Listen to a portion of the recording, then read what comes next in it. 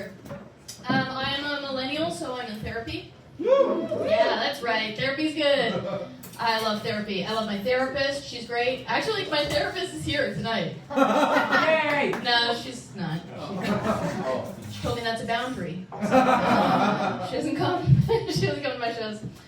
Yeah, I'm in therapy because I have anxiety. Make some noise if we got anxious people in the crowd tonight. Yeah, all right. People at the bar are too anxious to clap. That's fine.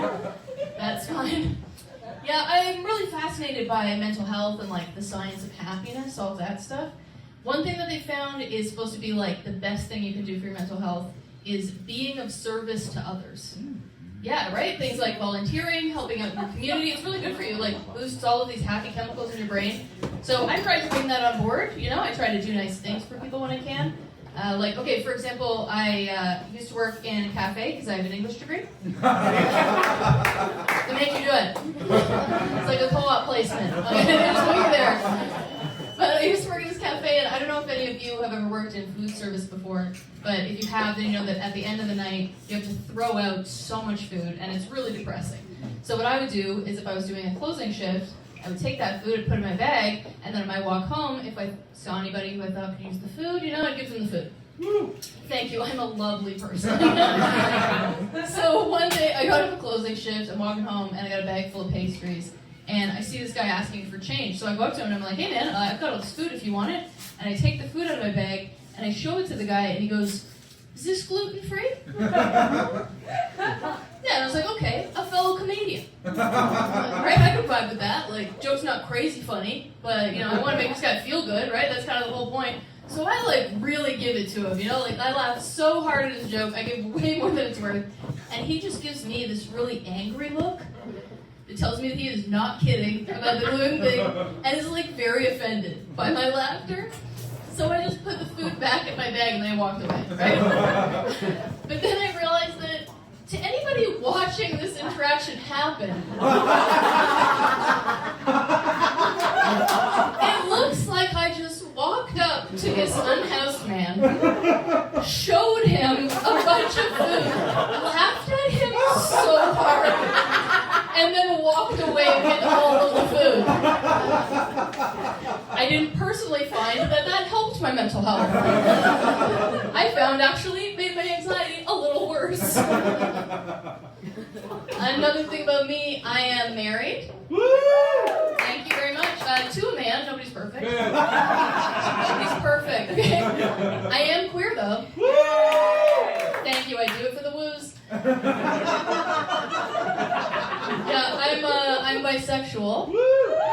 Thank you, so could have been any of you, okay? Could have been any one of you, but it's him instead. It is a little weird, I'll be honest, like, being a bisexual woman now married to a man, it's a real identity mix around, you know? Like, I'm assuming we're mostly queer people here tonight, I'm guessing, but how I usually explain it to straight people, do we have straight people in the audience? Make noise.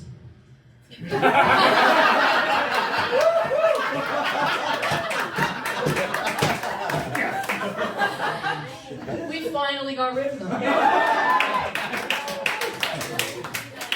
Okay, well, if there were straight people here, also if there are bisexual people who are now married to, you know, in a hetero-presenting relationship and you want to explain it to straight people, here's my tip, all right? You say, I used to play a sport. They're usually with you so far. Because they're straight. Yeah, exactly. And now I am retired from that sport. I personally got taken out by a career-ending injury. It actually isn't untrue. I have bad wrists. It's like lesbian erectile dysfunction. Like, what good am I to the team? I mean, like, don't get me wrong, like, I could still play. Right? But, like, recreationally. Like, my dreams of going pro, that's long behind me. Best I could do now would be, like, beer league lesbian. That'd be the top. I still watch it on TV. If it's on. If it's on, I'll cheer from my couch. That's a weird way to engage with that material. I do have bad wrists. That is a true fact about me, actually. A couple years ago, I tore a ligament in one of my wrists. Yeah, brutal. Don't recommend it. And I had to wear a wrist brace with a splint in it for 10 months. I know that's so long, right? Almost a year of my life, I'm just walking around looking like I lost a falcon. Like, it's gotta be around here somewhere. Shouldn't have left that little hat on him. Great hats, falcons, have you noticed? They're real leather, okay? Falcons have money. You come for the comedy, but you stay for the Falcon fashion review. I know you guys. I know what you're like. Yeah, I had to wear this wrist brace for almost a year, and like I don't know if any of you have ever had a visible injury before, but like a cast or you've been in crutches or something. But if you have, then you know that suddenly everybody wants to talk to you all of the time about your injury. How fun! Oh, we love it, don't we? We love it. I'll tell you the things that people are saying to you when you're on crutches are really different than the things that people are saying to you when you're a girl wearing a wrist brace. Yeah, it's just hand job jokes. Just so many hand job jokes. The one I got the most was, "Oh, did you get that from giving hand jobs?" Right? Which, first of all, no.